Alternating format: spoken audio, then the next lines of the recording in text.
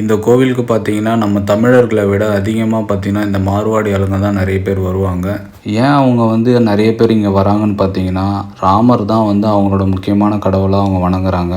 அந்த ராமரே நம்ம ஈஸ்வரனை வணங்கினதுனால இவங்களும் இந்த ஈஸ்வரனை வணங்கிட்டு அதுக்கப்புறமா இங்கே இருக்கிற ராமர் பாதம், அதுக்கப்புறம் சில கோவில்கள்லாம் இருக்குது, அதெல்லாம் அவங்க பார்த்துட்டு போகிறாங்க. காசி ராமேஸ்வரம் யாத்திரை போகிறவங்க பார்த்தீங்கன்னா ஃபஸ்ட்டு ராமேஸ்வரத்தில் அக்னி தீர்த்தத்தில் நீராடிட்டு அதுக்கப்புறமா இங்கே இருக்கிற மணலையும் இந்த அக்னி தீர்த்தத்தையும் எடுத்துகிட்டு காசிக்கு போகிறாங்க. காசிக்கு போனதுக்கப்புறம் என்ன பண்ணுறாங்க பார்த்தீங்கன்னா, இங்கே இருக்கிற மணலை எடுத்துகிட்டு போனதை அங்கே இருக்கிற கங்கை தீர்த்தத்தில் போடுறாங்க.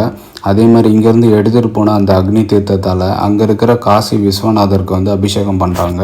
அதுக்கப்புறமா காசிலேருந்து எடுத்துகிட்டு வந்த அந்த கங்கை தீர்த்தத்தை இங்கே இருக்கிற ராமநாதருக்கு அபிஷேகம் பண்ணுறாங்க.